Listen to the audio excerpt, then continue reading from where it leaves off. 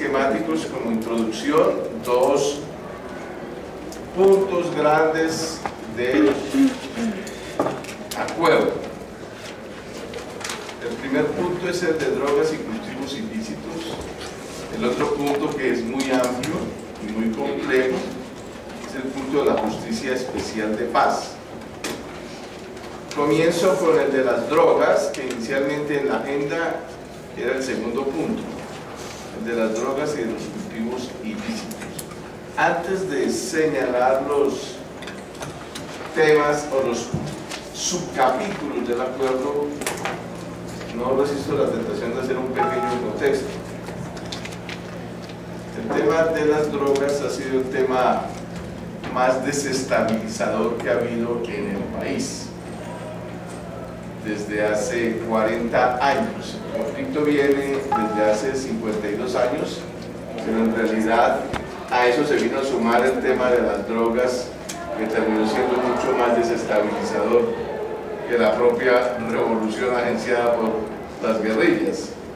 Fue un tema que dio como resultado la formación de varios cárteles o asociaciones de empresarios ilícitos en los años 80, como el cártel de Medellín y posteriormente el cártel de Cali, y tenía la característica por enfrentar la producción de la droga en Colombia, el carácter ilegal del comercio de la droga, pues tenía como condición ¿cuál es el resultado allí? El corolario, pues una rentabilidad súper enorme de este negocio.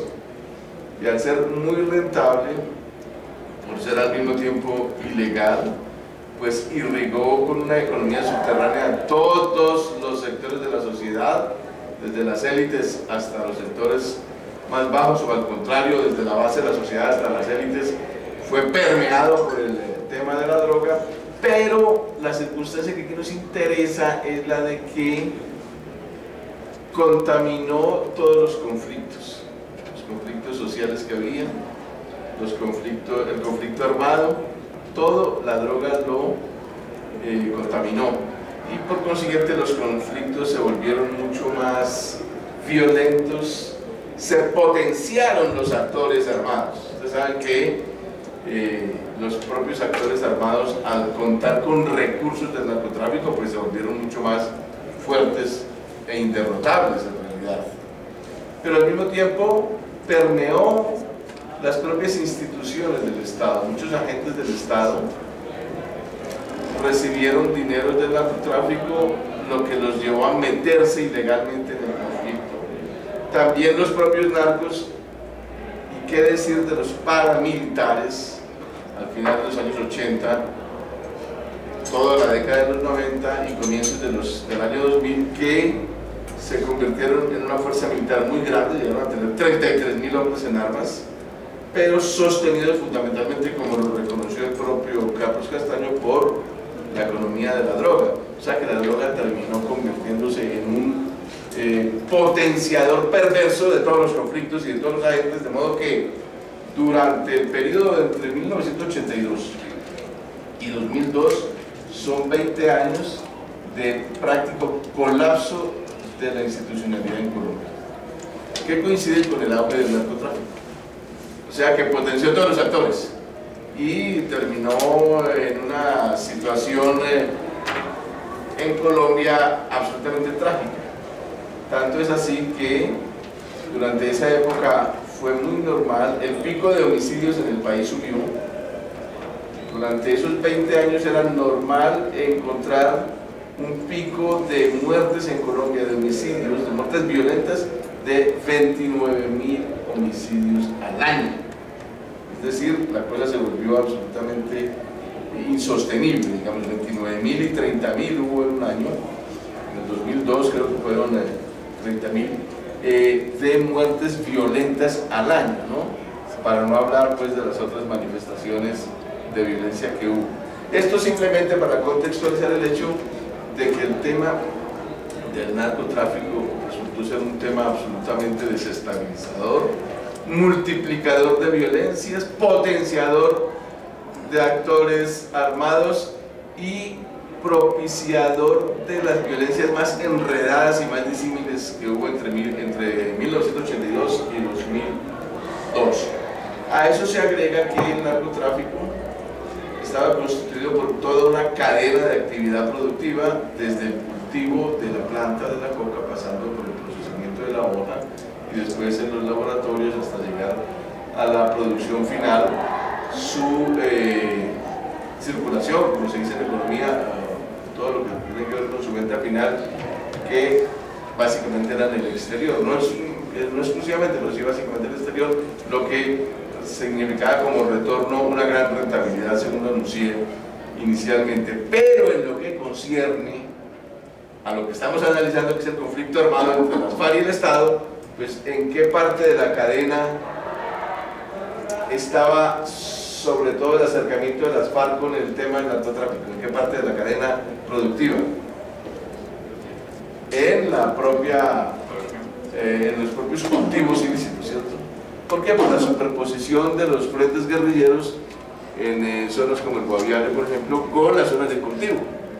Entonces, esa vecindad entre los frentes guerrilleros y los cultivos terminó en una especie de, si no alianza, por lo menos acercamiento en busca de beneficios, de recursos allí, que explotó, digamos, sobre todo en lo que se llamó el gramaje, es decir, las FARC cuidaban allí, pero recibían un impuesto, un tributo que se llamó gramaje,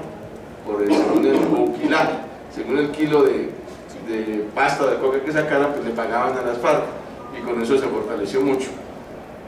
Simplemente es para contextualizar la razón por la cual ese tema quedó incluido en las conversaciones, el tema de la droga y de los cultivos ilícitos, porque las FARC finalmente terminó recibiendo muchos recursos a partir del tributo que le cobraba a los cultivadores, y no solo a los cultivadores, sino sobre todo al negociante que viene y coge la droga ya después de que la ha cultivado, coge la pasta de coca y se la lleva al laboratorio y la decanta, ¿cierto? La vuelve cocaína. De manera que en esas circunstancias era prácticamente obligatorio vincular este tema a las conversaciones y a las negociaciones. Fue el segundo punto, y en ese sentido podemos entender mejor cuáles fueron los acuerdos. Me interesa simplemente señalar cuáles fueron los acuerdos en esta materia que es tan crucial, ¿cierto? Porque de allí derivó mucho el sostenimiento económico de las FARC de los últimos 20, 25 años, de allí. No exclusivamente allí, pero sí provenía mucho de allí su sostenimiento. Por otra parte estaba el conflicto de las comunidades cocaleras, que recibían fumigación y se rebelaban contra la fumigación.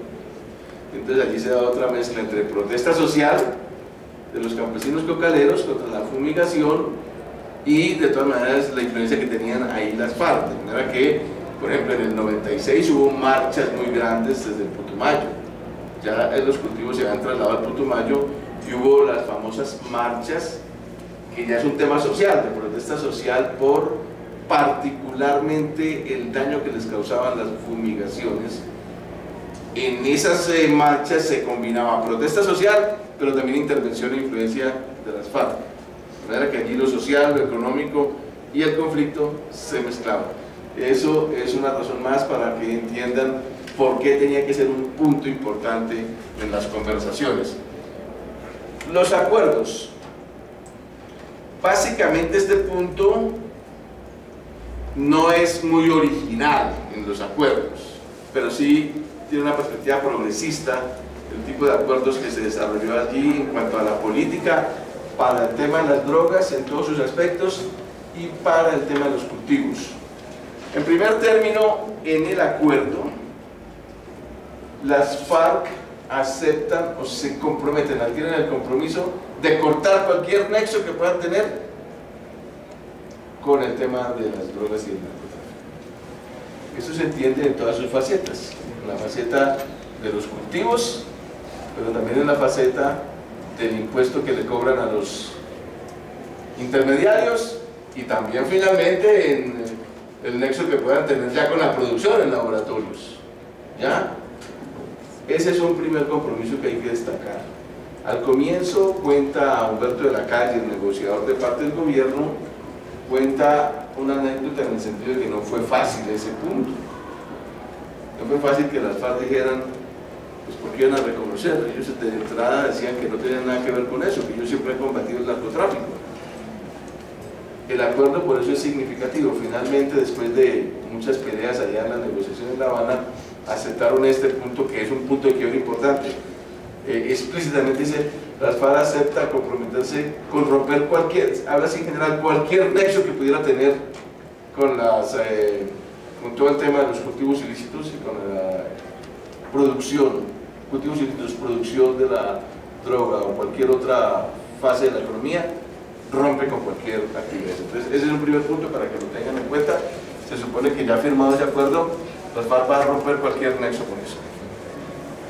Ojo, entre paréntesis les digo, el conflicto mayor que puede existir con el Frente 1, que está en el Guaviare, con el Frente Primero, puede estar relacionado con esto, porque es un frente, el frente que se ha revelado, que ha dicho que no, yo no sé si van a arreglar ese lío o no, si van a convencerlos o no, pero esa contradicción con ese Frente Primero tiene que ver mucho con la enorme vinculación de ese frente a la producción ya de droga para la exportación. Segundo punto, allí también incluyeron lo que tiene que ver ya con la parte final de todo el proceso que es el consumo, ¿cierto? Las poblaciones más frágiles son los campesinos que producen la planta y los consumidores en las grandes ciudades adictos. Entonces, este es un punto que mereció el siguiente acuerdo, que el Estado se compromete a no desarrollar una política represiva. Básicamente es lo que dice aquí. En la perspectiva o el enfoque, pueden poner ahí en vez de perspectiva el enfoque, será un enfoque, ¿cómo se llama eso?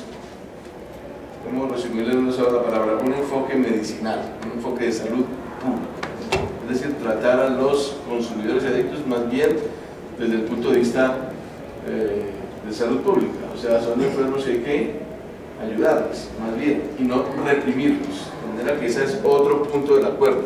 Un enfoque social y de salud, no un enfoque represivo, no estar persiguiendo drogadictos en todas partes del mundo y aquí en las ciudades de Colombia para meterlos a la cárcel, sino a un hospital más bien y con toda la ayuda del caso. Esta ilustración es muy significativa. En muchas ciudades del mundo, como en Ámsterdam, en Holanda, hay unos buses en los barrios donde hay más adictos para, por ejemplo, prestarle jeringas en el caso de la heroína, higiénicamente tratadas y que no se contaminen de otras enfermedades por estar usando jeringas ya usadas. Entonces, más bien una especie de política con centros de rehabilitación y al mismo tiempo de tratamiento y de ayudarlos para que no contraigan otras enfermedades peores. Eso está en el acuerdo. También está en lo que tiene que ver con los cultivos ilícitos, que las FARC y el Estado se comprometen a cooperar entre ellos para todo el tema de los cultivos ilícitos, es decir, para la erradicación manual, ¿cierto? La FARC se compromete a cooperar con el Estado. Es una forma de mostrar que corta todo nexo con eso y que cooperará con el Estado para las campañas de erradicación manual, con lo que se sugiere que fundamentalmente va a ser por ese lado el trabajo de cooperación entre ambos, lo que se complementará con ¿qué? Con un trabajo de consensos construidos con las comunidades campesinas que están vinculadas a los cultivos ilícitos. O sea, que no va a ser a la brava, sino que de preferencia se podrán de acuerdo en reuniones con los campesinos de una zona para decir vamos aquí a trabajar entre todos. Esa es una política que está consignada ahí en el acuerdo. O sea, ustedes ven ahí que se consignó fue como una especie de política un poco más moderna para tratar el tema y no simplemente limitarlo a la represión. Lo que quiere decir que se va a hacer énfasis en programas de sustitución de cultivos ilícitos. Es decir, que el Estado va a priorizar planes de sustitución de cultivos, digamos como Putumayo, por ejemplo, con los, ¿cómo es que se llama esto? Los cultivos tan exitosos que hay en Putumayo, con los tallitos esos comestibles, con los, ¿cómo es que llaman? Con plantas que se puedan fácilmente comercializar, que tengan mercado. Esa es la política que se aprobó. Se comprometen ambas partes a que se fomente mediante planes la sustitución de cultivos por cultivos lícitos por legales. Ustedes entenderán ahora que quieran discutir esto, que eso no es fácil, es difícil por todo el tema de mercadeo, pero la ventaja ¿cuál es en este caso? Que un actor tan metido en el asunto como la FARC se mete al asunto de colaborar con el Estado en todos estos planes legales. Los resultados no serán fáciles, porque las FARC ya legalizadas, pues otros estarán allá, y habrá BACRIMS, y habrá otros, y los narcos seguirán, ¿no? Los narcos seguirán en el asunto, pues porque es un tema de mercado internacional y de rentabilidad. Pero es un avance muy importante el hecho de que ya ese actor armado salga de ese plano y el Estado pueda concentrarse en los otros conflictos, en los otros actores que hay allí, ya típicamente narcos o BACRIMS o paras, ya es otro tema, ¿no? Pero el tema de las FARC queda solucionado en principio con este. El otro punto, entonces como conclusión aquí en este es las ventajas de eso, pero limitadas, porque el negocio seguirá aparte con otros actores, ¿cierto? El otro punto que había para hoy es el de justicia especial. ¿Puedo ser atrevido? ¿Por qué no, si no hay problema, por qué no tratamos y despejamos este primer punto? No hay problema, como ustedes quieran, porque son tantos temas y tan, cada uno con su importancia, que vale la pena hacer comentarios o a pedir aclaraciones rápidamente sobre eso, y yo después hago una presentación sucinta de esto para también proceder a discutir. Dígame. ¿Me puedo pasar ahí? ¿Cómo no? Tengo mañas de profesor y entonces me da. A ver, profesor, ¿lo trajo tiza o no? No. ¿Ya no soy de la tiza? No, porque estamos en el posconflicto. Bueno, buenas tardes. Buenas tardes. Mi nombre es Edgar Ortiz, soy profesor aquí Profesor del programa de Ingeniería Industrial. Mire, lo primero que tengo que decir es lo siguiente. Creo que este espacio que brinda aquí el IPASUD a través del profesor Ricardo me parece extremadamente valioso. Hay una percepción que me parece equivocada, que es señalar que todos estos problemas que estamos tratando alrededor de todo el proceso de paz solamente pertenece a una base jurídica y social, pero en la realidad pues tiene que ver con otro tipo de cuestiones y permea todos los campos del conocimiento y todos los campos del saber. Por lo tanto, también es un problema que tenemos que analizar desde el punto de vista de la ingeniería, desde el punto de vista técnico que envuelve lo social. Bueno, empiezo con lo siguiente, los pocos minutos que voy a hablar. En el día de ayer, en estos momentos, están haciendo una cantidad de conferencias, simposios, conversatorios alrededor de esta temática. Y en el día de ayer escuché una que me llamó mucho la atención.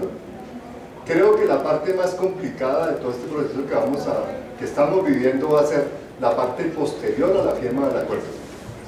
Porque realmente eso es renacer y reconstruir el país. Entonces, acertadamente un conferencista decía que no podíamos hablar del post-conflicto, sino del post-acuerdo. Y me parece que es bastante aterrizado, dijéramos, ese concepto. Este es uno de los puntos neurálgicos más complicados que se tienen en todo el proceso, porque no solamente envuelve un hecho que es el pasar de una concepción política como la tenía inicialmente la guerrilla a una forma de sobrevivencia que hizo que se borrara ese estado natural con el cual empezaron a participar en este tipo de vías para tomarse el poder. Y eso afecta no solamente, dijéramos, todo el proceso económico, sino principalmente la tenencia de la tierra y los cultivadores. Como decía Ricardo, el punto del eslabón más débil son los cultivadores. Y eso se da por diferentes tipos de situaciones. El cultivo de la hoja de coca se volvió un instrumento de sobrevivencia en las familias, pero esa es una sobrevivencia que no pasa los límites de las ganancias. Los datos que uno puede extraer, obviamente que no vamos aquí a tocar, y no se trata aquí de tocar temas, simplemente señalo que ya hay unos estudios sobre costos de guerra, porque es uno de los argumentos que tienen las personas que dicen que no al acuerdo. Entonces vale la pena, dijéramos, examinar esos costos. Pero aquí yo puedo señalar algunos. En el 2014 habían 69.000 hectáreas de hoja de coca y en el 2013 eran 48.000. Es decir, hubo un aumento significativo y eso era creciente. Para el año posterior eso se bajó precisamente porque se empezó todo el trámite de los acuerdos. Un dato de precios: un kilo de cocaína, no de coca sino de cocaína, en Estados Unidos cuesta 114 millones de pesos, en pesos equivalentes al 2015, y en Colombia ese mismo kilo cuesta 4.5 millones de pesos. Es decir, como vemos, la proporción es una proporción bastante significativa, es poco más del doble de lo que es. Entonces ese margen ahí es un margen de utilidad grandísimo que da para que eso se convierta en un negocio muy jugoso. Los campesinos, los habitantes de las zonas, tienen como único medio de sobrevivencia la plantación de la coca. ¿Y eso qué es lo que ha hecho? Desplazar otro tipo de actividades, actividades agrícolas, desplazar configuración social de las regiones. Todo ha cambiado alrededor de eso y dar una economía que es una economía de pobreza. Un campesino recoge al día 12.5 kilos de hojas de coca, y eso da escasamente para alimentar a la familia durante el día, y prácticamente que ese campesino es obligado a meterse en ese tipo de actividad porque es lo que tiene como único medio de subsistencia. Bueno, ¿qué sucede entonces a partir de lo del acuerdo? A partir de lo del acuerdo entonces viene un reto, ¿cierto?, alrededor de toda esta política. ¿Cuál es ese reto? Pues que a cambio de la sustitución, en primer lugar, se debe propender porque haya una soberanía alimenticia, que creo que es un punto clave que se tiene que tocar. Aquí el país ha sufrido una serie de repercusiones de políticas económicas, principalmente del PLC, pero no solamente la crisis proviene y es efecto de esos acuerdos, es también efecto del conflicto. Y del conflicto, ¿por qué razón? Porque la hoja de coca, el cultivo de la hoja de coca sustituyó el cultivo tradicional que tenían los campesinos. Eso, además de tener otro uso de la tierra, sufrió otro tipo de percances, que era lo que se mencionaba anteriormente. Al ser sometida a la erradicación con glifosato, pues obviamente las tierras perdieron consistencia, pero la hoja de coca no. Es tan buena la hoja de coca que con el glifosato aumentó la calidad. De hecho, el caso fue mayor, ¿sí? Porque aumentó la calidad de ese producto, pero secó la tierra y hace que el campesino se vea desplazado hacia eso. Entonces, ¿qué sucede con ese tipo de situación? Es que esta es una situación que es transversal. Para solucionar esta situación no solamente hay que percibir el cambio de sustitución como tal, sino que hay que garantizar una serie de condiciones para que los campesinos retornen a su actividad formal. La primera de ellos es que hay que garantizar una serie de proyectos productivos, que ojalá fueran proyectos productivos que se acerquen a la característica de la agroindustria. Creo que solamente un porcentaje muy pequeño va a hacer eso. Entonces ahí hay un primer punto en el cual vale la pena que los que estamos trabajando en la parte de ingeniería tengamos una visión de lo que se puede llegar a hacer. Yo señalo todo esto porque nosotros el posacuerdo, no lo llamamos posconflicto, sino el posacuerdo, para el saber, para el conocimiento, es un reto. Es un reto que debemos aprovechar. Ustedes están a las puertas de vivir una nueva Colombia, que puede ser más desbaratada, más difícil, más borrosa, más complicada de la que hemos viviendo, pero sin violencia, sin guerrilla, sin que haya guerra. Entonces eso ya constituye un valor agregado que es inapreciable. Bueno, entonces aquí se trata de que miremos esos proyectos agrícolas y ojalá que fueran agroindustriales, y hay todo tipo de conocimiento, todo tipo de saber que se puede aplicar para ese tipo de soluciones. Lo segundo es que hay que hacer una transformación de esos cultivos. Hay que garantizar que las familias, los cultivadores, retornen a su producto tradicional. Y para eso corresponde garantizar condiciones de mercado. Entonces ahí va a haber un choque, porque lo previsto por parte de las políticas gubernamentales es no cambiar esa estructura. Hablan del plan de desarrollo, hablan de unas condiciones de mercado, hay la posibilidad de que entre un dinero de apoyo de organizaciones no gubernamentales, de apoyos de Estado, de diferentes países, pero la verdad es que eso se queda corto ante la necesidad que hay. Pero no solamente es ese tipo de situación, sino que hay que agregar al cultivo las ayudas de comercialización. Si algo frena la actividad agrícola, y obviamente la que está afectada por el narcotráfico, es que no solamente es el cultivo, es la comercialización de los productos. Y eso se tiene que garantizar, porque ahí es donde está el margen de todos los que hacen una intermediación de ese tipo de producción. Hay que garantizar la asociatividad. El cultivo, como buena parte de la cultura del campo, es una actividad que se convierte casi que en una actividad por familia y no por asociación. Y lo que se busca realmente es cambiar ese tipo de situación. Bueno, y por último, entonces quiero señalar y hacer énfasis en lo último que hablaba Ricardo acá.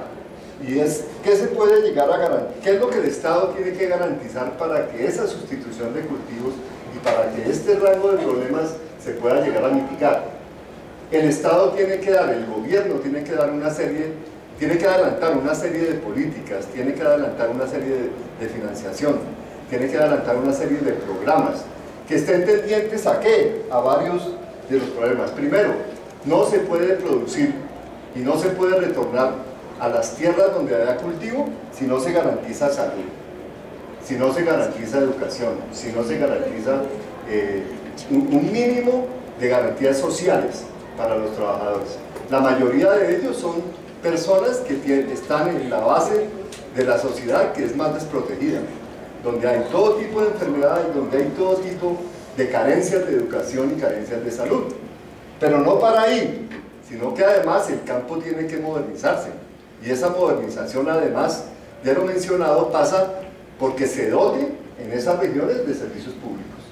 Si no hay esos servicios públicos, desde los básicos hasta los principales, hasta los más sofisticados o hasta los de mayor categoría, obviamente ese retorno no se da. Y por último, que es uno de los problemas que vamos a enfrentar, es que las instituciones que están alrededor de esta actividad sean transparentes. ¿Cierto? Que creo que va a ser uno de los temas que vamos a tratar de ahora en adelante. Eso significa, además de la naturaleza de esas entidades, es que se dé pleno derecho y garantías para que los trabajadores, para que los campesinos, los trabajadores rurales, los campesinos, las familias tengan representatividad política, puedan participar en los organismos de poder, puedan ser partícipes del diseño de políticas que se van a llegar a adelantar. Entonces, en todo ese panorama, lo que quiero mostrar es que hay una serie de desafíos, de cosas que se tienen que mirar, de cosas en las cuales, más allá del acuerdo, lo que tenemos que fijar es el posacuerdo. Y de nuevo termino diciendo que realmente deberíamos hablar es del posacuerdo, aunque pues obviamente el término que se está usando es el posacuerdo. Y vuelvo a reiterar el llamado. Para nosotros, y estoy hablando a nombre de los que estamos involucrados en la Facultad de Ingeniería, que trabajamos la parte técnica, tecnológica, que obviamente está con la dinámica económico-social. Este posacuerdo va a ser un reto, que es una posibilidad de que nosotros cambiemos totalmente nuestro modo de actuar, el foco estratégico que tenemos, la forma como convirtamos el conocimiento.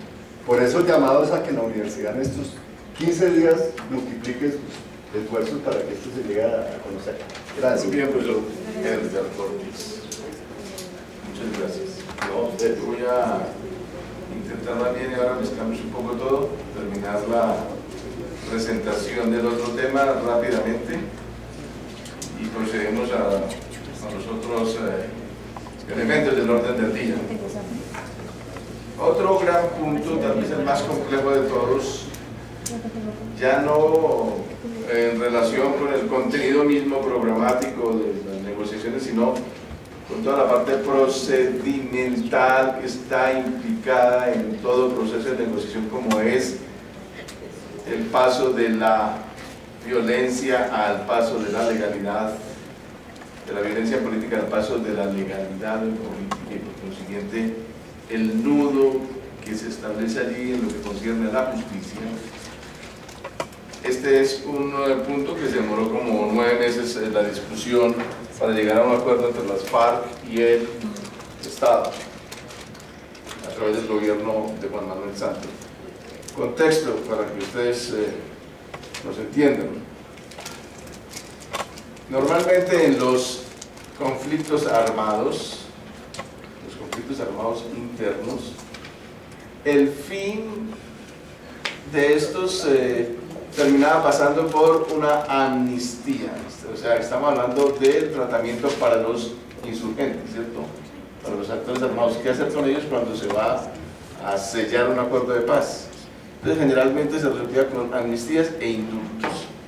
Esto es, indultos con perdones por los delitos cometidos en el curso mismo del conflicto, o por amnistías, que es cancelar cualquier posibilidad para todos de culpabilidad en todos los delitos que se hayan cometido en el conflicto.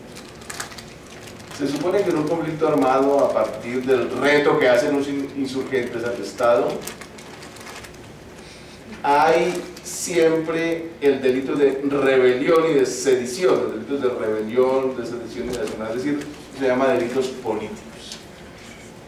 ¿Por qué? Por el objetivo que persigue. Yo cometo un alzamiento por violencia e incurro en cosas ilegales, pero porque tengo el objetivo de tomarme el poder para establecer un programa de cambios en la sociedad a través de un gobierno nuevo. Entonces hay un objetivo político. La naturaleza política de un conflicto, cuando lo hay, no era el caso de los narcos, sino cuando hay esta motivación política, entonces se habla de delitos políticos, como la rebelión, ¿cierto? Entonces, normalmente todas las rebeliones se terminaban en una negociación que, desde el punto de vista de la justicia, deben saber ustedes, se sellaba con una amnistía general. O sea, se olvidaban los delitos cometidos por todos, porque eran delitos políticos. No era pues que yo fuera a enfrentarme en un combate para ganar una plata, sino para tomar el poder. Entonces, había amnistías. Así sucedió en todos los conflictos anteriores en la historia de Colombia. Se hacía una amnistía. Hasta las últimas que hubo hace 25 años con el M-19, nadie pagaba cárcel, era con amnistías. Cuando Rojas Pinilla en 1954 hubo una amnistía para todos los guerrilleros liberales. Pero eso se complicó en esta ocasión por la aparición de la Corte Penal Internacional, bajo el marco del Estatuto de Roma, y con la nueva normatividad internacional que prohibía amnistías para delitos de lesa humanidad o crímenes de guerra. No más amnistías para eso, y Colombia, al suscribir esos acuerdos, pues quedó obligado a eso, o sea que no podía hacer ya amnistías. Ese es el contexto para darles la presentación de los acuerdos básicos, pues los más grandes en esta materia, para que ustedes discutan, reflexionen.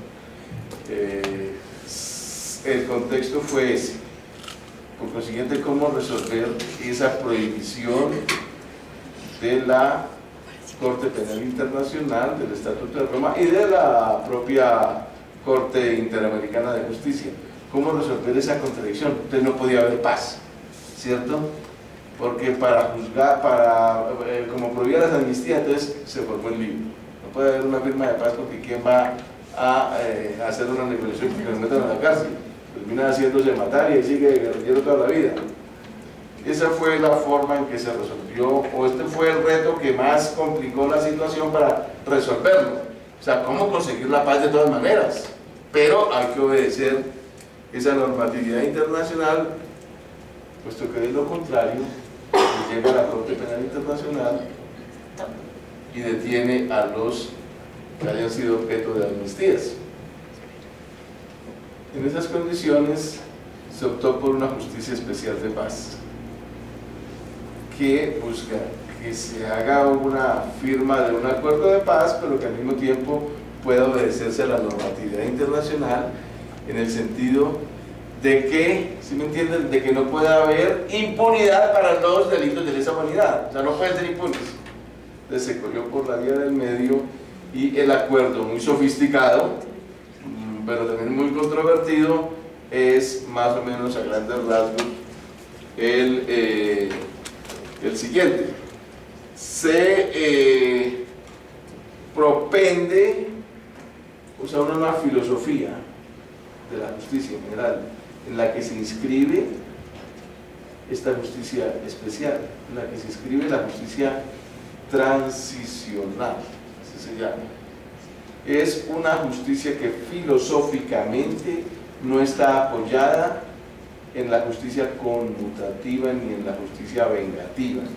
No se trata entonces de que el fulano de tal cometió un crimen o delito y que la sociedad se vengue de él, y que el castigo se conciba así, sino que se le introdujeron, pues, para poder mirar este asunto, este nuevo derecho penal, se le ha incorporado una filosofía en el sentido de que lo importante es lo restaurativo, es decir, que se restaure la vigencia de los derechos, que se restaure el derecho de las víctimas a ser resarcidas.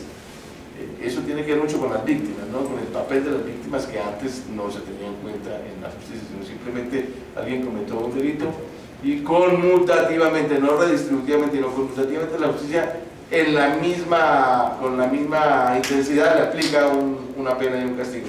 Esto se cambió por una justicia, que es lo que preside toda esta justicia transicional, que tenga equilibrios entre justamente el delito cometido y la posibilidad de restaurar sobre todo a las víctimas, y no tanto vengarse por parte del Estado, no vengativa por consiguiente, y sobre todo de filosofía restaurativa. Se trata fundamentalmente de eso. Entonces eso es lo que está consagrado en la filosofía de ese acuerdo de paz entre las FARC y el gobierno de Santos, para ser aplicados a quienes, no a todo el mundo, sino a aquellos que hayan incurrido en delitos de lesa humanidad o en crímenes de guerra en el contexto de un conflicto armado. No se trata de, por allá, por fuera del conflicto, ser benevolentes con alguien que haya cometido un crimen, una tortura, etcétera, un secuestro, sino que sea en el contexto mismo del conflicto armado, y que por consiguiente obedezca al propósito general, que es que habiendo justicia, de todas maneras haya paz. Esto es importante que usted lo tenga en cuenta, porque es lo más controversial y es lo que ha despertado y suscitado argumentos para quienes no están de conformidad con ese acuerdo, en el sentido de que haya impunidad. Esto es muy delicado, porque justamente lo que se trata es de que, claro, se cumpla con la normatividad internacional para que haya justicia, o sea, para que haya castigo a los delitos de lesa humanidad, pero no a costa de la paz, sino garantizando que finalmente haya paz. Por consiguiente, sí, y lo que se busca es que finalmente haya paz. La misión fundamental de un Estado, que la sociedad esté en paz, que haya una suerte de reconciliación si hubo conflicto, pues naturalmente explicarle a ustedes que la justicia es un poco más suave que la justicia normal. Es decir, no se trata de castigar, sino de reparar, sobre todo, y de restaurar. En esas condiciones, este acuerdo se asume por las dos partes como un acuerdo que logró un difícil equilibrio entre justicia para unos delitos, pero también paz para la sociedad. En ese sentido se combinan las tradicionales amnistías que corresponden al espíritu liberal moderno de tratar de esa manera lo que son rebeliones o delitos políticos. Ahí está consagrado. Habrá amnistías e indultos. ¿Para quiénes? Para los que simplemente sean acusados de rebelión o de delitos conexos con la rebelión. Así lo dice la tradición liberal del derecho penal. Las amnistías son para los delitos políticos y los que se hayan cometido conexamente con el propósito de la rebelión política. Entonces, ahí se consagra eso. En términos prosaicos, ¿para qué es eso? Para las bases guerrilleras. Es absolutamente infuncional ponerse a juzgar uno por uno a 16.000 guerrilleros, no terminan nunca. Entonces también eso tiene su funcionalidad, se le da amnistía a las bases guerrilleras y se selecciona, ya hay un criterio de selectividad para procesar judicialmente a los más notorios representantes en los que se puede identificar o tipificar una conducta como delitos de lesa humanidad o como crímenes de guerra. Entonces eso se combina con el castigo a los otros, digamos en términos funcionales, a los jefes políticos o a los más destacados representantes de la guerrilla, en los que pueda tipificarse, reitero, esos delitos de lesa humanidad, ¿sí ven? De modo que no se pueda predicar de este acuerdo que aseguró la impunidad para todos, sino no, hay castigo para aquellos incursos en esos delitos. Ahora, ¿qué tipo de castigo? Entonces, aquí viene el segundo punto, sobre el cual quiero destacar, no sin antes señalar un principio general de esta justicia, que es: se concede esa justicia especial, más benevolente, ¿a cambio de qué? De la verdad. Si no hay verdad, no. Entonces, si ve que eso hace parte de la nueva filosofía restaurativa y no vengativa, tiene que confesar todo y decir cómo fueron los delitos que cometió, con quiénes, en qué circunstancias, etc. O sea, tiene que ser a cambio de la verdad. Esa es la condición. Pero es importante que tengan en cuenta que este acuerdo ha representado o representa un avance con respecto a los demás acuerdos de paz o aplicación de justicia transicional que ha habido en otros casos, porque la verdad es que en ninguno se aplicó castigos de esta naturaleza, ¿no? Nada, simplemente hubo verdad y listo. En Sudáfrica hubo verdad y todo el mundo salió. Entonces, acá es a cambio de la verdad, que es la condición importante, la reparación para las víctimas y la no repetición que está garantizada por el hecho de que se legalice.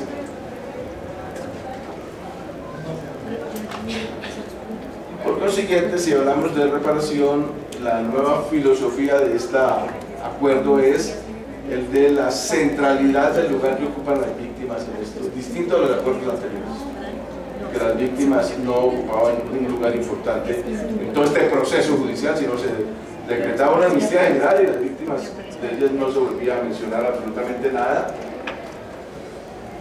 Las penas fue un tema espinoso como el que más para aplicar la pena. Las FARC siempre sostuvieron: nosotros no hacemos negociación si vamos a la cárcel, punto.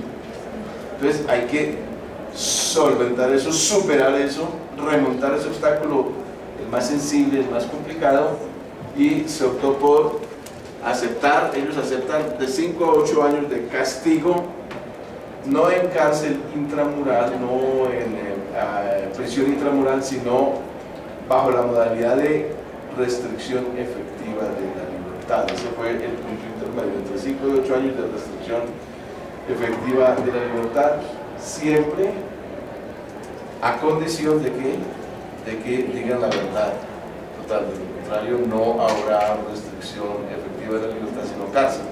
Por consiguiente, la otra posibilidad es que, si no hay verdad de antemano, sino tardíamente, pues pueden recibir cierta benevolencia, pero también cierta dureza por no haber, y creo que así es, esto no estoy tan seguro, que habrá de 5 a 8 años, pero ahí sí con cárcel efectiva, en el caso de que no empiece a decir la verdad, sino que ya en medio del proceso, cuando le hayan sacado algunos indicios fuertes, entonces se resuelva decir la verdad. Y para los que no acepten decir la verdad, pero sean vencidos en juicio con los indicios fuertes o las pruebas, entonces ahí sí 20 años, hasta 20 años, creo que es así, de cárcel, ¿cierto? De cárcel efectiva, intramural. Esas son las condiciones de punitividad o de punición que consagra este acuerdo. Lo estoy diciendo a grandes rasgos para que ahora Ustedes vean cómo discuten. Y ahora, ¿a quiénes se va a procesar? A esos actores que hayan tenido participación en el conflicto. Se trata de los actores que hayan tenido participación. O sea, tanto los guerrilleros como los agentes del Estado, ¿no? Esto también beneficiará a los militares que hayan tenido incursos en delitos de lesa humanidad. Es decir, a los actores del conflicto, no a otros, no por fuera del conflicto. Y también, esto ustedes han escuchado en las noticias últimamente, hace unos 15 días, toda la polémica que ha despertado el asunto de los terceros, ¿no? Escucharon que el vicepresidente dijo, tengo mis dudas, Vargalleras, ¿y cuáles dudas? No, que es que los pobres empresarios de pronto ahí los van a embarcar, los van a meter a ese baile de la justicia y los van a procesar. Los terceros u otros, tal como es la expresión que está consignada en los acuerdos, se refiere básicamente a aquellos agentes que hayan financiado estas actividades de los organizados en prácticas de violencia, ¿no? A los que hayan financiado, a los empresarios, básicamente los ganaderos de Córdoba, los bananeros de Urabá, que algunos de ellos ya han sido sindicados por haber financiado a los paramilitares. Entonces también podrán acceder a la justicia transicional, a la justicia especial de paz, bajo esta condición: que su conducta, sus acciones hayan tenido un carácter determinante o habitual en la financiación de esas prácticas violentas. No es algo circunstancial, no es algo suave, sino que sea determinante. O sea, poner una condición fuerte, ¿no? Si a un empresario se les indica porque haya muy claramente se haya comprometido a financiar un grupo paramilitar, ahí sí pueden entrar en esta justicia, de la cual están excluidos, como también estarán excluidos de la justicia ordinaria si han sido coaccionados. O sea, si prueban, un empresario prueba que simplemente fue obligado por un grupo militar que le puso ahí el fusil cerquita y decir, tiene que pagar, pues no, obviamente no teniendo voluntad libre para financiar, pues no es imputable, ni en esta ni en la justicia ordinaria. De manera que esos son puntos del acuerdo sobre justicia, puntos que incluyen todo un sistema especial para el conflicto, o sea, con organismos, siguiente, que es la institucionalidad que supone todo esto, todo un tejido de instituciones. Hay una comisión extrajudicial de la verdad, donde van a haber debates para que salga a flor a la superficie toda la verdad que digan los actores del Estado, de los insurgentes, de los paramilitares, y va a haber una jurisdicción especial que supone una sala de la verdad, que es así ya judicial, donde se va a decir la verdad para que puedan evaluar si entonces pasa a ser tratado de esa manera, digamos, entre comillas, benevolente, de 5 a 8 años, que estará a cargo del tribunal especial, que es el que hará el juicio y dictará la pena para los responsables de estos delitos de lesa humanidad, de estos crímenes de guerra. Se llama el tribunal, o se llama, no, independientemente de cómo se llama, es un tribunal que determina la pena, que procesa, evalúa la conducta y dictamina la pena, con un sistema complejo. Porque ustedes oído hablar en la prensa cómo se va a designar ese tribunal, con unos, ¿se acuerdan ustedes de las noticias de que se le propuso al Papa que participara en la selección, porque el Papa no aceptó? Hay unas comisiones especiales para seleccionar los magistrados que van a ser parte de estos tribunales especiales para procesar a los responsables de estos delitos, tanto de parte de las FARC como de parte del Estado y de la sociedad civil, reitero, que es denominado los otros o los terceros. Allí dejo, para no cansarnos, que creo que tenemos un invitado para que haga su intervención también. Yo les dejo el contexto ahí, no estoy haciendo mi interpretación, pero les dejo el contexto en el sentido, ¿qué conclusiones hago sobre este punto? Primero, que se aplique la justicia transicional. Es falso que haya impunidad. Que se aplique la justicia transicional tal como se concibe en las condiciones modernas del derecho penal internacional para la solución de conflictos que terminen en paz, no es para sabotear la paz. Por ahí escuchaba a un amigo en estos días en el noticiero del CMI, a Pedro Medellín, el único intelectual progresista que le dio por el no, diciendo que hay que combinar paz y justicia, pero diciendo que ahí no había suficiente justicia. Pues a mí me parece que la respuesta de la calle es muy pertinente y razonable. Es el punto que mejor se consiguió. Ya ahí más adelante, si se aplica más justicia, pues ya se malogra la paz. Ese es un punto y es muy importante porque en ninguna otra circunstancia, en ningún otro proceso, a mi conocimiento, se ha llegado a un punto en el sentido de aceptar plenamente esa justicia transicional por parte de los guerrilleros. Ninguno, todos han sido amnistiados. En El Salvador no hay ninguno en la cárcel, ni los criminales de la apartheid de Sudáfrica tampoco, de manera que ese es un punto notable que me parece a mí del todo ponderable en lo que concierne a las experiencias sobre aplicación de la justicia transicional. A ver, adelante. Bueno, buenas tardes de nuevo para los que no estaban. No soy el invitado especial, tengo que presentarse, no soy el invitado habitual. Tenemos con nosotros a Sergio Fernández. Sergio es politólogo, es investigador en la Universidad del Externado, pero además de eso es miembro del Polo Democrático y además ha estudiado con juicio los temas del plebiscito. Hoy nos va a complementar algo sobre el tema de drogas y también va a hablar sobre dejación de armas. La idea es que le hagan las preguntas y que participen, como estamos en este mecanismo, que ustedes también participen y no solo escuchen a las personas que están al frente, sino que también den sus puntos de vista informados y si tienen preguntas sobre lo que les comento. Listo, entonces los dejo con ustedes. Gracias. Muy buenas tardes para todos y para todas. Yo les agradezco a los compañeros por la invitación y yo comienzo como, antes de entrar en materia, vale la pena hacer un breve paréntesis sobre esto, que es, a mi juicio, lo más importante hoy, y lo digo porque así lo siento. Vamos, los temas puntuales del acuerdo son supremamente importantes, pero yo creo que hoy hay una urgencia por encima de eso, y es que el país vea bien cómo es que va a dar el tono del debate, cuál va a ser el tono para dar este debate. Voy a preguntar, con confianza, muchachos, levante la mano el que ya está mamado del tonito que tomó el debate del plebiscito. Levante la mano, pues levantémosla. Yo levanto la mano porque yo también estoy cansado del tono que tomó el debate. Es decir, el tono que tomó el debate es un tono supremamente degradado. Y el tono está caracterizado más o menos así, y es que de un lado, ya sabrán ustedes quién es el jefe de esa posición, a quienes votan por el sí nos tildan de castrochavistas. Pero por el otro lado, uno de los jefes del sí, ya sabrán ustedes, les cuento el milagro pero no el Santos, dice que quienes votan por el no son guerreristas.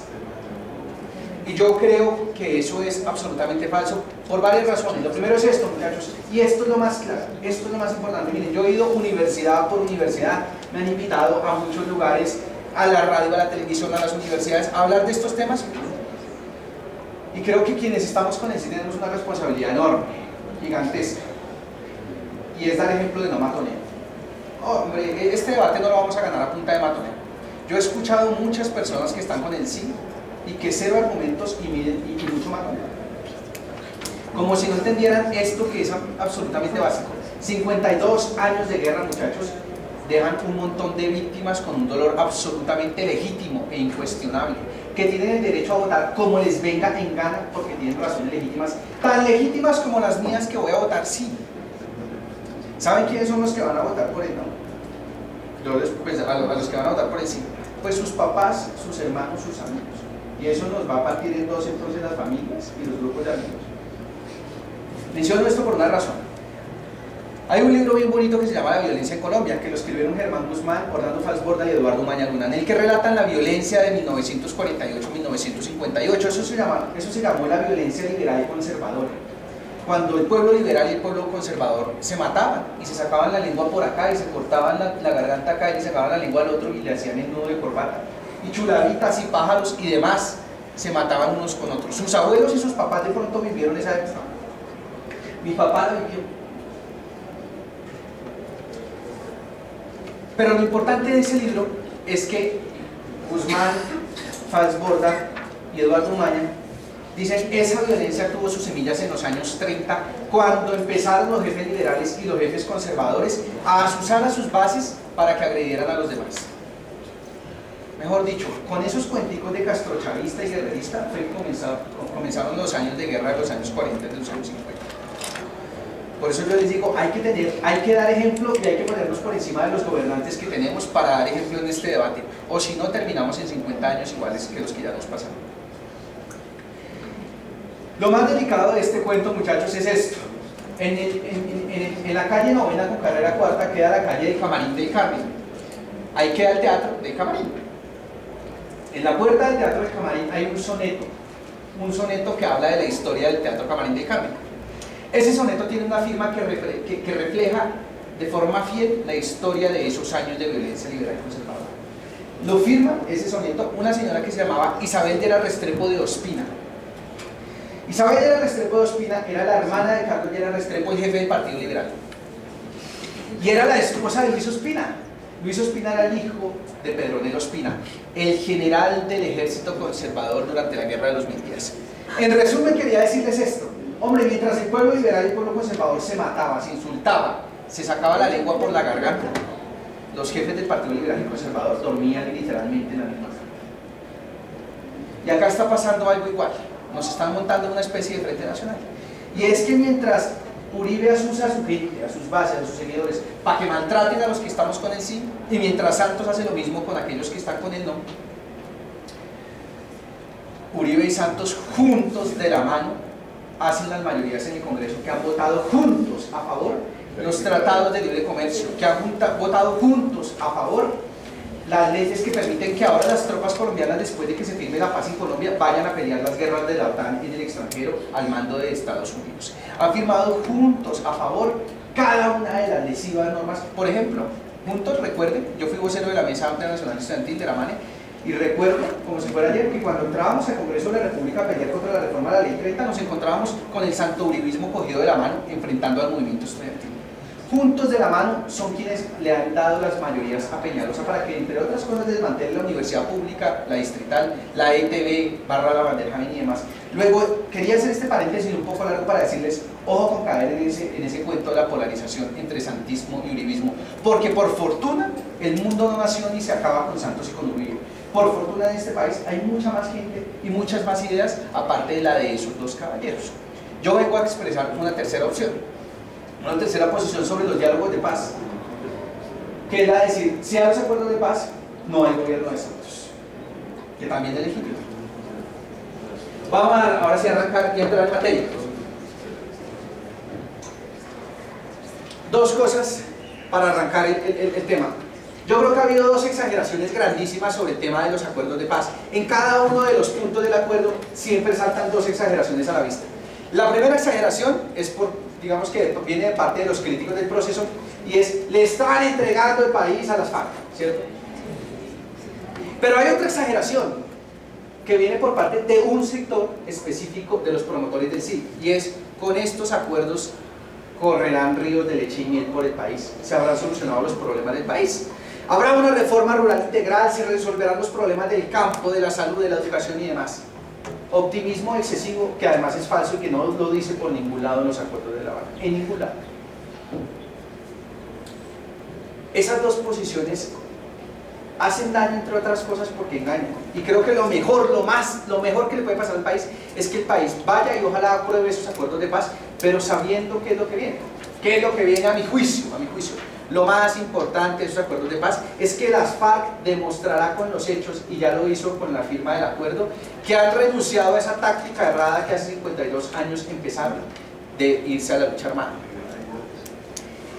¿Y eso quiere decir que se van a resolver los problemas del país? No. Al otro día de que Santos y Timochenko se dieron la mano en La Habana, la gente se siguió muriendo en las puertas de los hospitales de Colombia, el campo siguió siendo el campo con los problemas, la universidad distrital se siguió cayendo a pedazos, la universidad nacional también. Luego los problemas del país no se van a solucionar en La Habana, sino que nos toca solucionarnos acá nosotros. Y yo creo que esos dos puntos de los que me invitaron a hablar reflejan bien que los problemas de este país no se van a solucionar, como dice algún sector de los optimistas del sí, y tampoco le van a entregar el país a las FARC, como dicen algunos de los de no. ¿Cuál es el punto que sirve para explicar que no le van a entregar el país a las FARC? El punto número 3 del acuerdo, el llamado fin del conflicto. ¿Qué es lo que dice ese punto? Ese punto, bueno, cada punto, yo les pido excusas. Yo hago parte del Centro de Investigaciones en Política Criminal de la Universidad Externada de Colombia. Y este acuerdo lo hemos estudiado con detalle y por ejemplo, el jueves en la Universidad Externada vamos a hacer un foro para todos los estudiantes invitados externos y demás, en el que vamos a explicar con el detalle y la minucia cada una de las entidades que se van a crear, bueno, en fin, la institucionalidad del acuerdo y demás. Pero este es un acuerdo de mucha minucia. Yo voy a explicar en términos generales las cosas y si ustedes quieren que yo profundice, pues en las preguntas lo haremos, pero para no aburrirlos voy a explicar de manera general qué es lo que dice cada uno de los acuerdos. Les decía, el punto 3, el del final del conflicto, demuestra que es puro cuento y que es una exageración eso de que le van a entregar el país a las FARC. ¿Y por qué? Porque ¿qué es lo que dice ese punto? Con su día de +1, día de +5 y sus cosas, su lenguaje técnico, dice lo siguiente, dice que las FARC entrarán en una zona de concentración, unas zonas veredales, en las cuales bajo la verificación de Naciones Unidas, del Consejo de Seguridad de Naciones Unidas, es decir, de las superpotencias del mundo, además encabezadas por Estados Unidos, que es la que ha estado todo el tiempo en la mesa, con Bernie Aronson, y digamos que es la que más seguimiento le ha hecho, que en esas zonas veredales las FARC va a entregar las armas. Es decir, va a haber un desarme. Y en esto, muchachos, cuando las palabras dicen una cosa, pero los hechos dicen otra, yo creo que es mejor creerle a los hechos. ¿Qué es lo que nos han dicho algunos? Le están entregando el país a las FARC. Cada quien juzgue los hechos como quiera, yo les voy a narrar los hechos. Los hechos son que después de 52 años de alzamiento armado de las FARC contra el Estado, las FARC le van a entregar las armas a la potencia más importante del mundo, que es Estados Unidos. Ellos la van a fundir para hacer un Estado en Cuba, otra en Colombia y otra en Nueva York. Ya verán ustedes, cada quien sacará sus conclusiones. Lo cierto es que si yo me voy a la guerra con este compañero y yo termino entregándole a él mi arma y él mantiene su arma, todo se puede decir menos que yo, menos que él se entregó a mí, menos que él salió derrotado. Todos lo pueden decir, menos eso. Y eso es clave en el análisis porque esos son los asuntos gruesos que están sobre la mesa. Ahora, hay otros puntos que tienen que ver, hay otros asuntos que son discutibles como el tema de participación política y otros puntos del acuerdo. Entonces, ¿qué otra cosa se ha dicho? Que no tiene que ver con el punto 3, sino con el punto de participación política. Sí, pero es que le van a entregar 10 curules a las FARC, 5 en la Cámara y 5 en el Senado. Eso es el 5% del Congreso. O sea, ¿ustedes saben para qué le sirve a un partido político tener el 5% del Congreso? Para ponerlo en términos concretos, el Foro Democrático tiene hoy 5 senadores y 3 representantes de la Cámara. Yo recuerdo que en los tiempos de la Mani nosotros hicimos una propuesta, ustedes saben ya esto es historia patria. La Mani redactó una propuesta de ley alternativa de educación y todo eso. Ahí la tenemos guardada en un blog, muchachos. Okay. Un día me dijo a mí María Fernanda Campo en el Congreso de la República, el video está en YouTube, dijo, ¿sabe qué es? Si ustedes quieren que esa ley sea ley de la República, ganen las elecciones.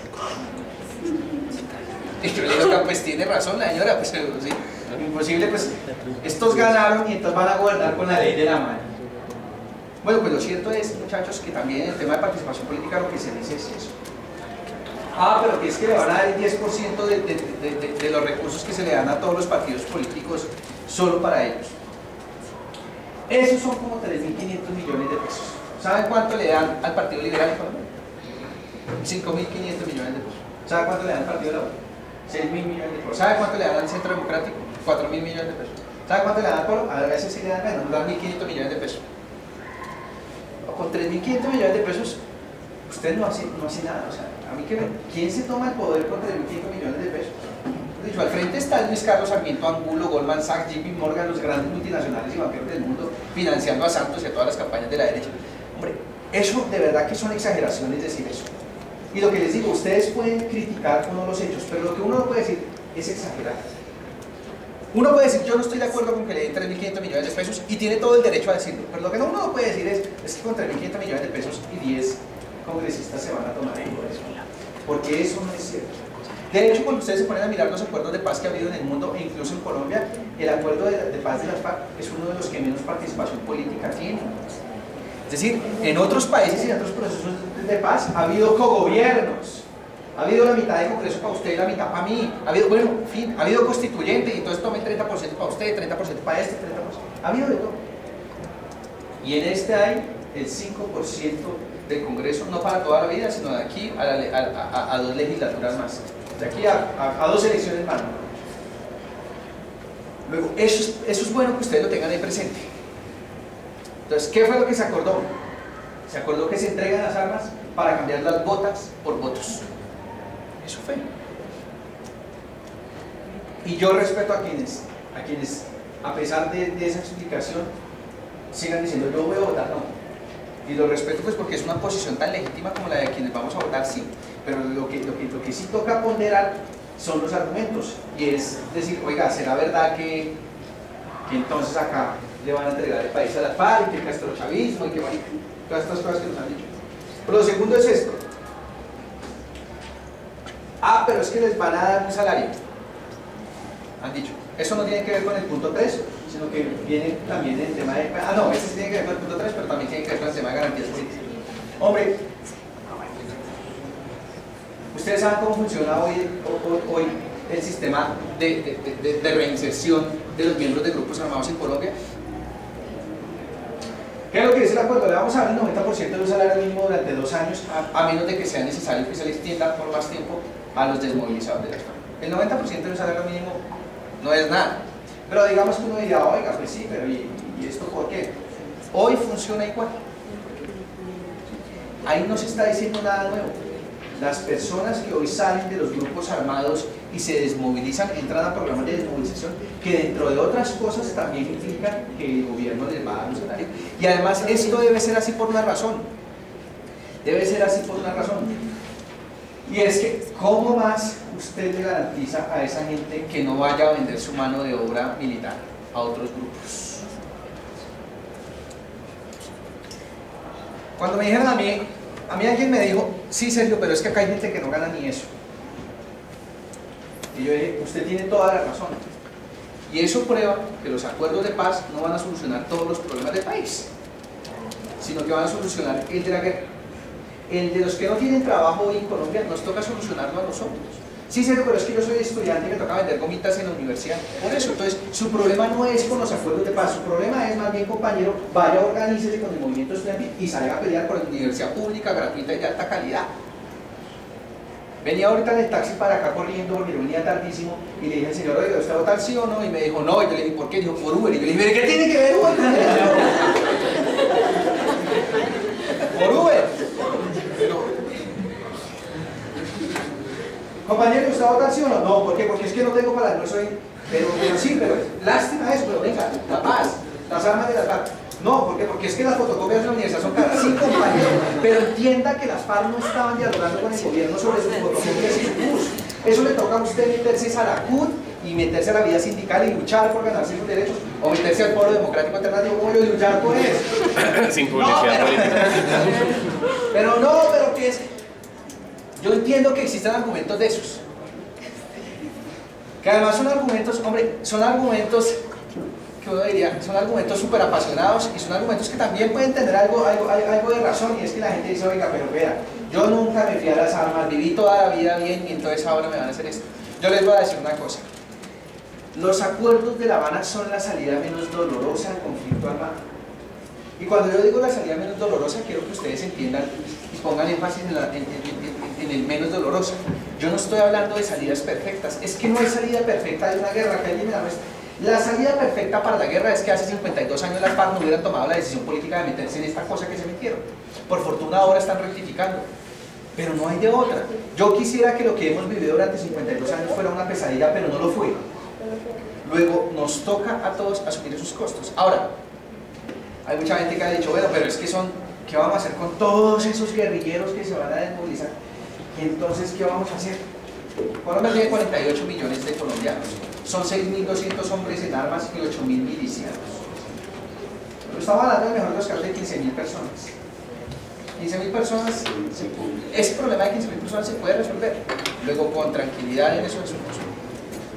Esta primera parte de fin del conflicto la quería explicar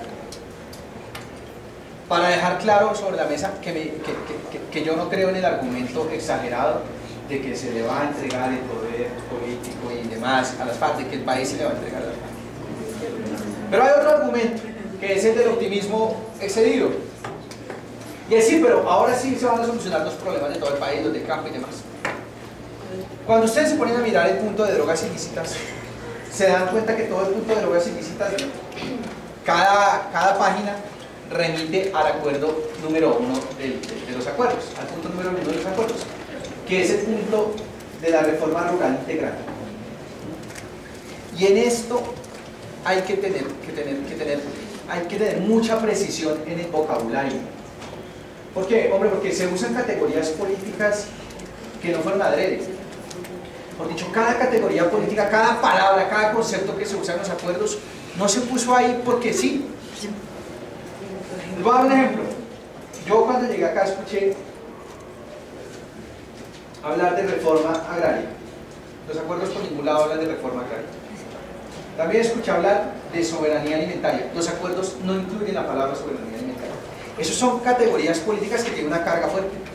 Soberanía alimentaria quiere decir que usted garantiza que una sociedad produzca los alimentos que va a comer.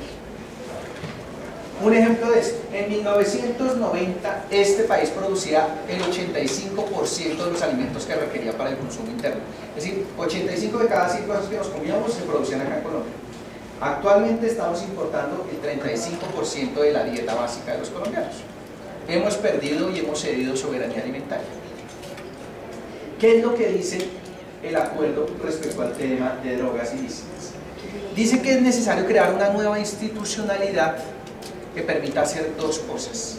La primera cosa, brindarle garantías a los productores del campo y también a los recolectores. Ellos diferencia entre los cultivadores y los recolectores, a ambos, digamos, a los productores y a los trabajadores del campo, para que no tengan que sembrar coca para vivir. Dice, pero además nos toca mirar un asunto que tiene más que ver con la política criminal del país, de cómo atender ese problema de los cultivos ilícitos. Mejor dicho, yo voy a tratar de garantizarle a usted con carreteras, apoyo técnico y demás, que usted no siembre más coca. Pero si a pesar de eso usted siembra coca, ¿yo qué hago? Bueno, pues lo que estos acuerdos dicen, hay que estudiar nuevas formas para tratar esos tipos penales. Hay que acabar de una vez por todas con la aspersión y vamos a poner todo el esfuerzo en la sustitución de cultivos y en la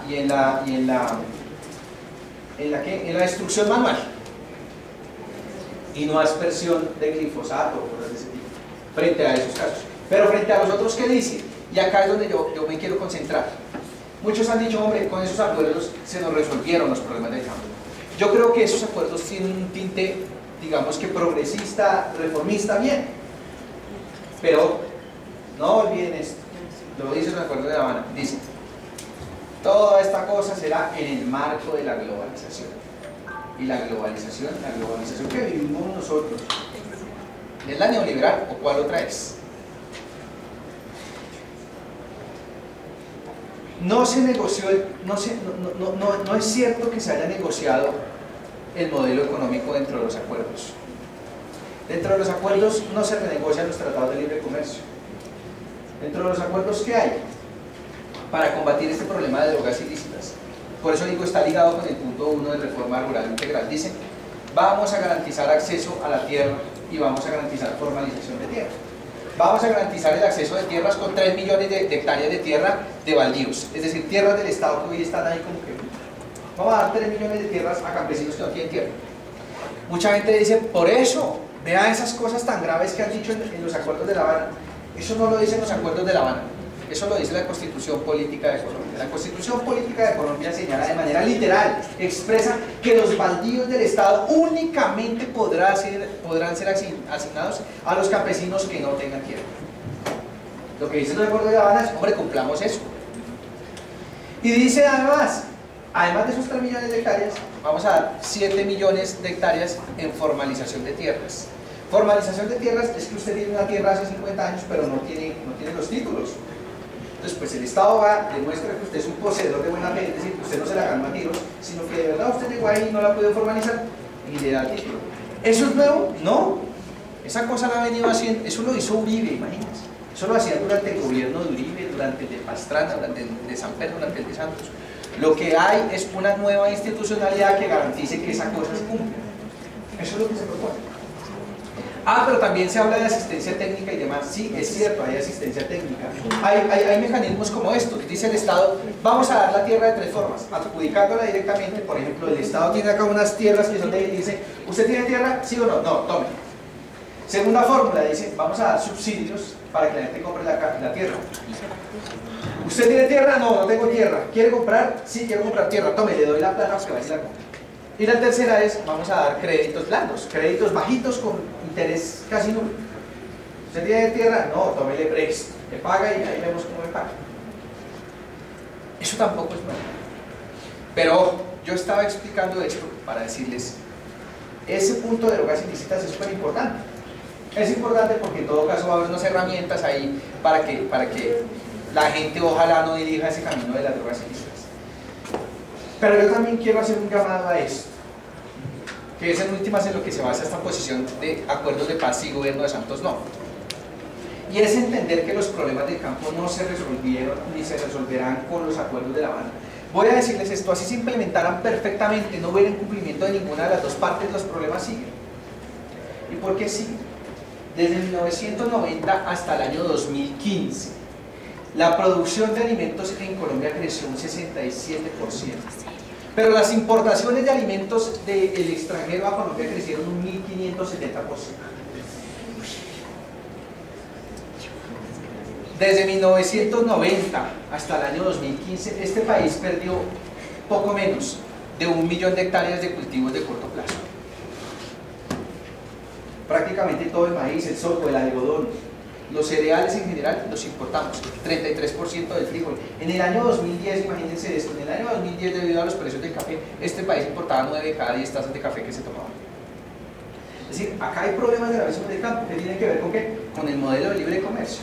Y es que está inventado, muchachos, que en el marco del libre comercio no hay país que pueda desarrollar el campo. No, y entonces ¿cómo hace Estados Unidos? Dirán ustedes. Pues porque Estados Unidos impone todo menos el libre comercio. Estados Unidos, ¿qué tiene? Estados Unidos tiene 92.000 millones de dólares en subsidios a su sector agropecuario. Cada vaca en Estados Unidos todos los días recibe $2 por parte del Estado en subsidios.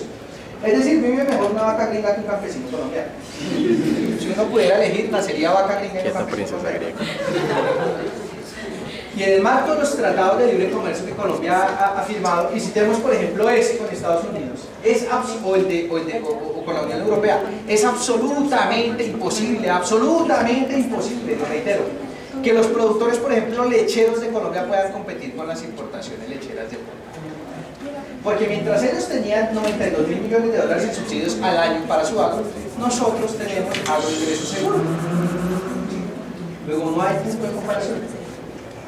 Yo cierro con esto para no hacerme largo, no aburrirlos y dejar lo mejor para las preguntas que ojalá haya. Uno se pone a mirar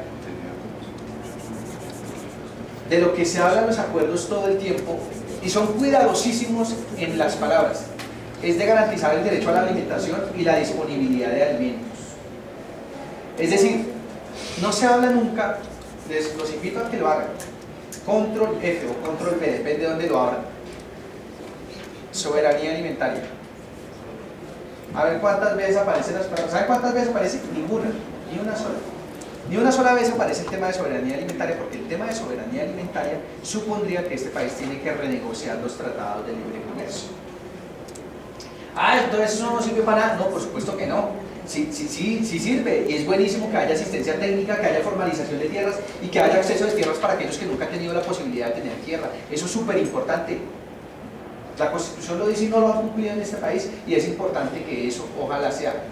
Pero ojo, eso es una condición necesaria, pero no suficiente para garantizar ahí sí la soberanía alimentaria de los países. Este cuento lo echaba para terminar diciéndoles esto.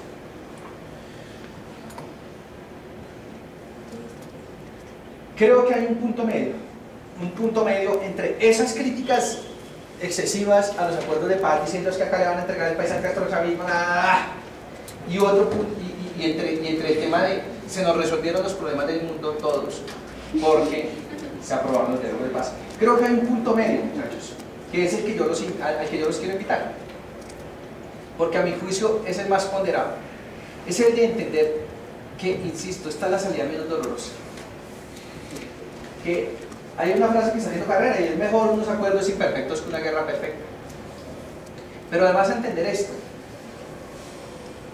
el mundo no es blanco y negro. ¿Qué tal que uno tuviera que estar de acuerdo en absolutamente todo con el otro para poder estar con el otro? Mejor dicho, uno no podría tener novia, empezando por ahí. Siempre habrá algún detallito que uno le vea, ¿o no? El mejor amigo de uno, eso es lo que dicen, ¿no? Algunos, de que el mejor amigo de uno es generalmente la antípoda de uno. Entonces, uno no se aguanta el desorden, pero el mejor amigo de uno es un cochino, mejor dicho, horrible. ¿Y qué tal si uno quisiera que el amigo fuera perfecto para que fuera suerte? Yo les voy a decir cosas, hay cosas que en el acuerdo a mí no me gustan del todo, y es bueno que ese sea un acuerdo susceptible de críticas. Es que el mundo no es un mundo de ángeles y ese no es un acuerdo de ángeles. Hablar de la perfección en las cosas pues es una cosa, una idea más cercana a la fe que a la realidad, a la ciencia. Mi invitación es esta, hombre. Es que entendamos que por supuesto pueden haber asuntos susceptibles de críticas, pero cada vez que ustedes conozcan con más detalle el acuerdo, yo los invito a que hagan esto, a que pongan a este lado de la balanza todas esas críticas que tengan, que insisto, todas son legítimas. Aquí que nadie vaya a salir con el cuento de que los acuerdos son perfectos. No, por supuesto que tienen líos, pero ¿qué cosa no los tiene, mejor dicho? Pónganlas acá, y al otro lado pongan el fin de esta guerra. A mi juicio sigue pesando eso. Yo termino contándoles un cuento. Mi familia fue víctima de la guerrilla. El tío más querido de mi casa, el más bonito, el menor de todos, que parecía más mi hermano mayor que mi tío, lo mataron. Lo mató la guerrilla. Fue una cosa tan fea que el reconocimiento del cuerpo fue bien difícil. Mi abuela toda la vida tuvo la esperanza, hasta el día que se murió, de que ese que enterró no fuera su hijo. A pesar de que todos sabemos que sí, abuelita, ese era. ¿Qué hacemos? Y yo creo que si la abuela viviera hoy y le pusieran en la balanza eso, si hubiera podido devolver el tiempo y le hubieran dicho: abuelita, es que unos señores no van a ir a una cárcel, no les van a poner pijama de rayas, les van a dar 5 curules, por su hijo. Yo creo que ella 1000 veces habría votado cerrado mi hijo. Y digo esto por una razón: es que la guerra no es un juego de niños, esto es en serio, muchachos. Todos los señores que están acá sentados les pasó lo que me pasó a mí cuando salí del colegio. Cuando yo salí del colegio, yo era un pelado que vivía mamando gallo como todos nosotros en 11. Yo en 11 no sabía ni qué quería de la vida. Mi papá me dijo: mijo, ¿usted qué quiere estudiar? Yo le dije: yo quiero estudiar filosofía o ciencia política. Y me dijo: ¿dónde? Yo le dije: en la Nacional o en los Andes. Y me dijo: pues pase a la Nacional porque venga, lo llevo a la puerta. Y me llevó de la mano a la puerta de mi casa, abrió la puerta y me dijo: ¿cómo llamas a montaña? Y yo le dije: Altos de Caso. Y me dijo: por eso no se aprende. Universidad de los Andes. Me dijo: no, mijo, pase a la Nacional porque no hay nada que hacer. Si no pasa a la Nacional, pues no hay nada que hacer. Bueno, pues voy a decir una cosa, yo finalmente pude estudiar en la Nacional, pero después de 2 intentos. La primera vez no pasé, me gradué del colegio y duré vagando un tiempito ahí. Les voy a decir por qué pasé a la Universidad Nacional, para que ustedes se lo lleven en la cabeza y lo piensen. Pasé a la Universidad Nacional porque yo tenía 17 años. Y en febrero del siguiente año del que salí del colegio, me entró una llamadita a la casa. Contesté y era la llamada que todos los señores que están acá sentados, todos, ya recibieron. Pero Fernández Granado Sergio, cuando yo vi que me saludaron por el apellido, me cago. Tiene que venir a presentarse al Distrito Militar número 59. Y yo ya me presenté al Distrito Militar y me dijo: ¿cuántos años tiene? Yo le dije: 17 primaveritas. Por ese chiste de haber dicho 17 primaveritas, me dijo: ¿cuándo cumplen los 18? Yo le dije: en un mes.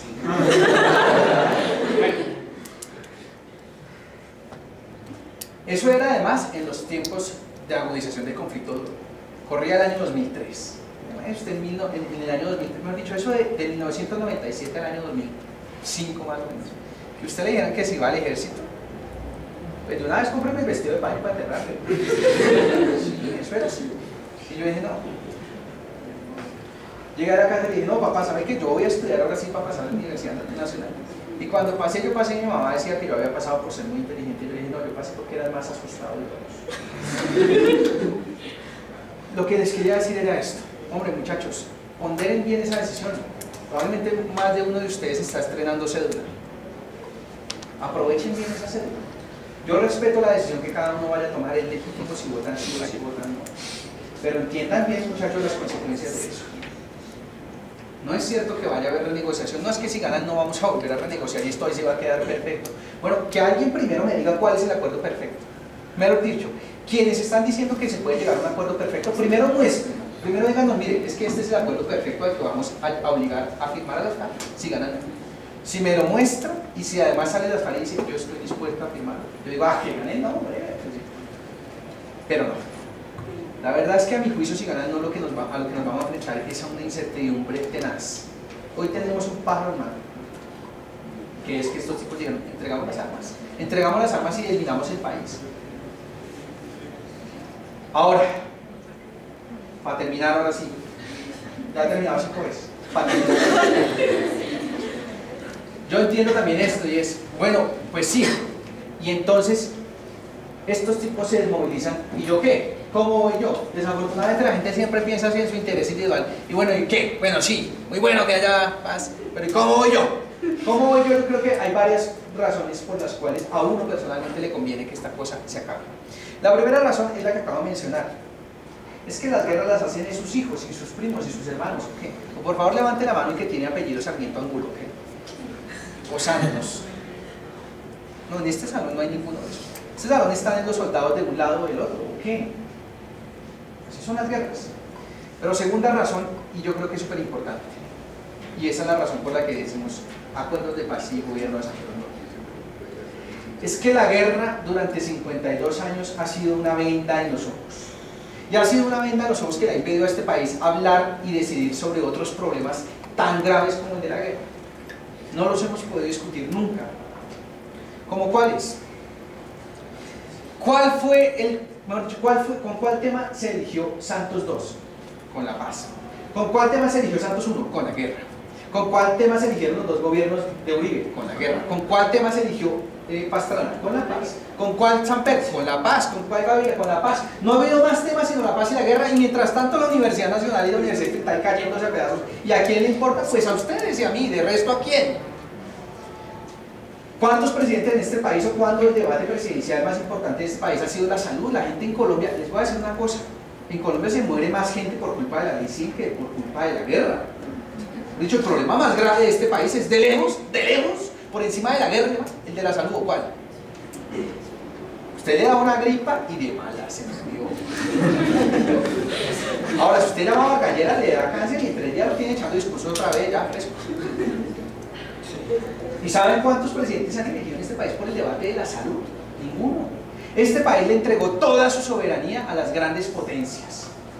Entregó su agro, su industria, barrió con su producción nacional a punta de tratados de libre comercio. ¿Y saben cuándo el principal debate de este país en una campaña presidencial ha sido el tema de la soberanía o de la producción nacional?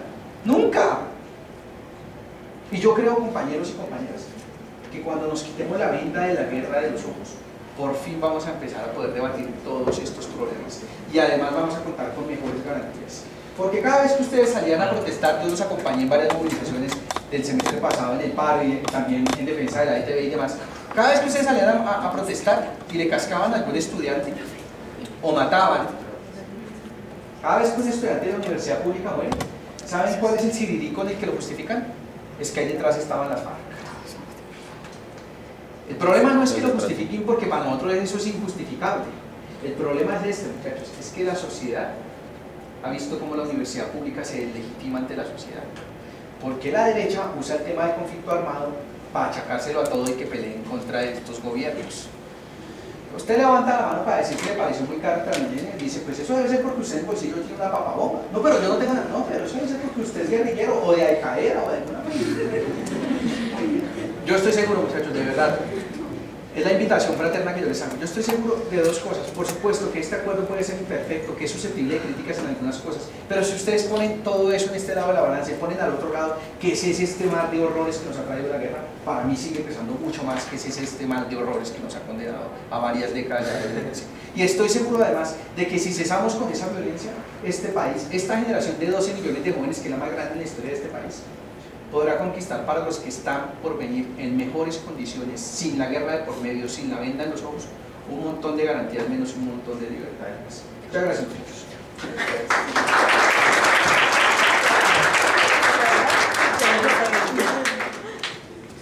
Bueno, damos paso a la ronda de preguntas y a la ronda de intervenciones. No sé quién quiera comenzar, por favor.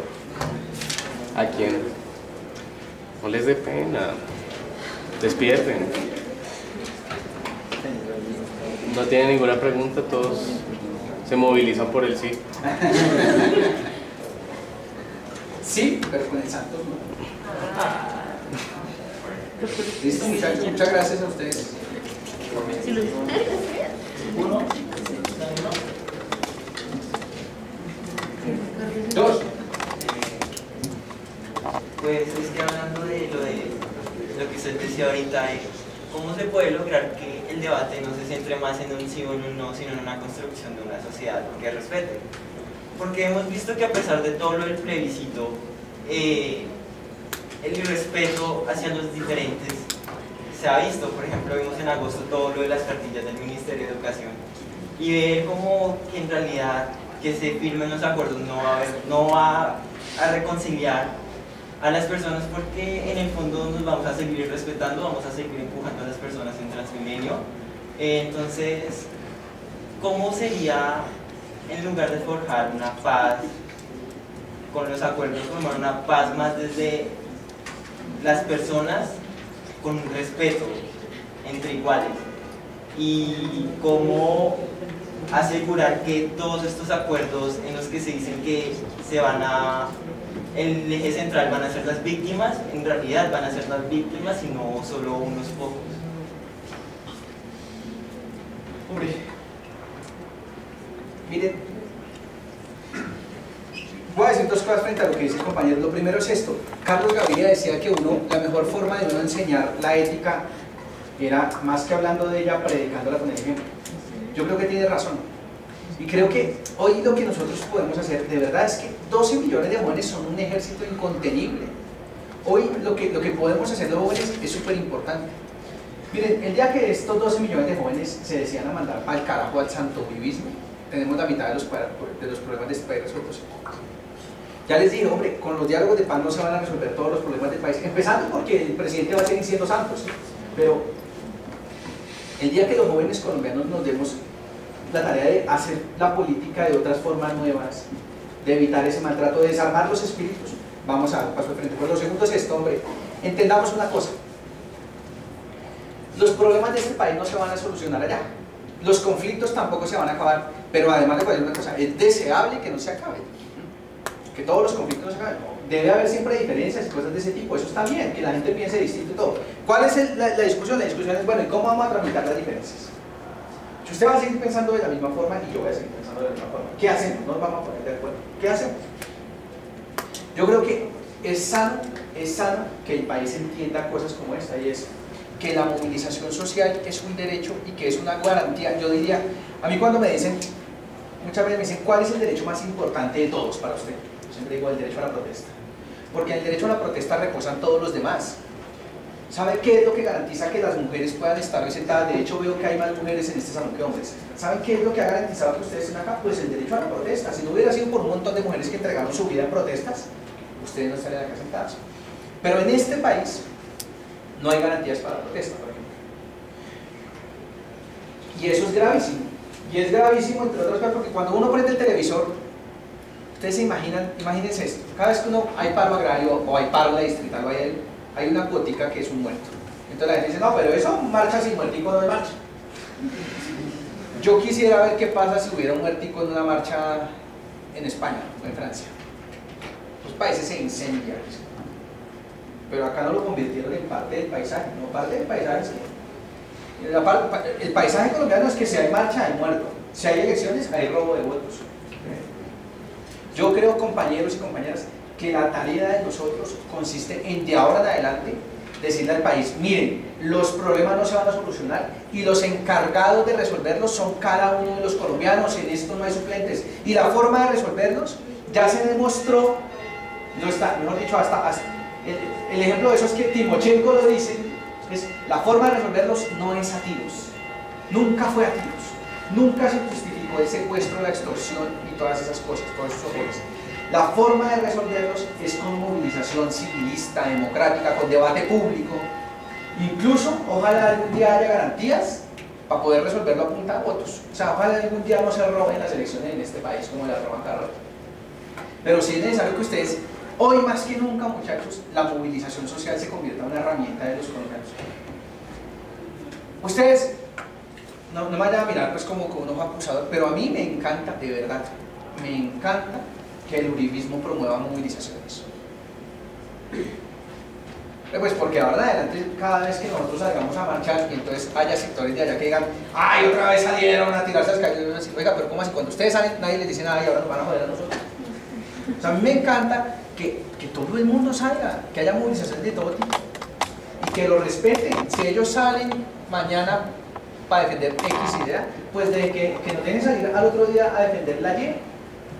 Y a los otros la idea Z y la idea Q y la R y la que quieran. Eso es lo que implica cambiar ese chip de que entonces había un problema en la Universidad Distrital, disfracémonos de Power Ranger y vamos a un proyecto. La Mesa Amplia Nacional Estudiantil, la MANE, ganó ese debate histórico dentro del movimiento estudiantil. Durante 40 años el movimiento estudiantil se debatía en cómo dar las peleas que tenía que dar.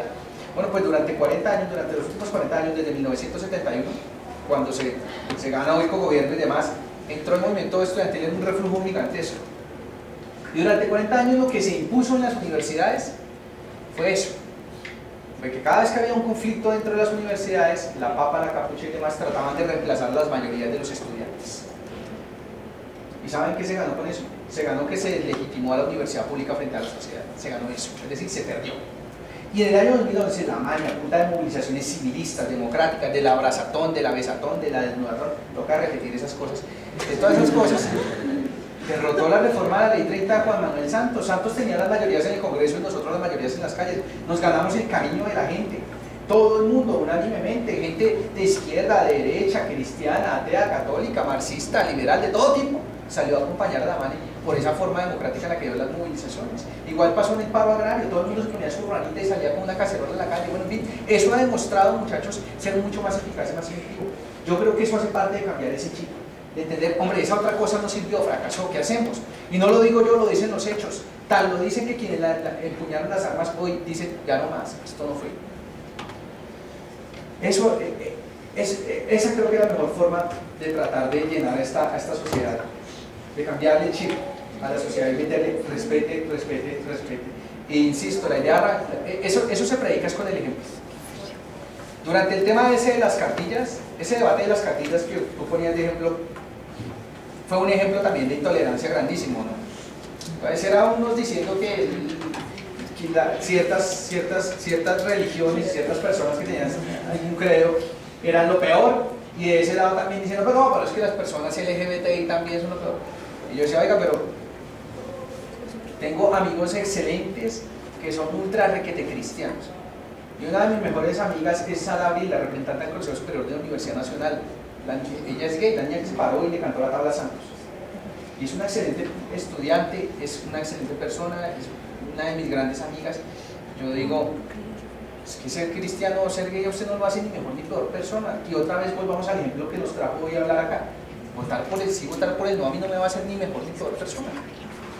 Entendamos eso, tratemos de separar las ideas de las personas. Esta semana va a salir una columna mía con esta me despido que es el aviso parroquial. Mi minuto de propaganda, una columna mía en las dos orillas. Yo escribo periódicamente en las dos orillas, que es más que promoviendo el voto por el sí y demás, es diciéndole a todo el mundo, mire, piense como quiera, pero respete al otro. Usted tiene todo el derecho a votar por el no, pero no matonee el del sí y viceversa. Entendamos que no nos hace mejores o peores votar sí o no, que en este país Al otro día, y con esto me despido ahora sí, al otro día, muchachos, de que gane el sí, ojalá, bueno, al otro día del plebiscito, el 3 de octubre, ¿saben qué nos va a tocar? Ir a buscar a los del no, para tratar de construir la más inmensa convergencia que haya visto este país, para ver si sacamos esta vaina adelante. Yo creo que nos va a tocar. Bueno, ahora sí, muchas gracias. Gracias. Chicos, estamos en nuestra tercera sesión de los conversatorios. Ya saben que quedan 2 más, el de hoy en 8 días cordialmente invitados a la misma hora, en el mismo lugar. Y no se les olvide que después del 2 de octubre vamos a hacer un conversatorio que creo que llevará por nombre y después del plebiscito, ¿qué? ¿Sí? ¿Qué vamos a hacer? Y ahí vamos a tratar de hacer un panorama de lo que sucedió con los resultados del plebiscito.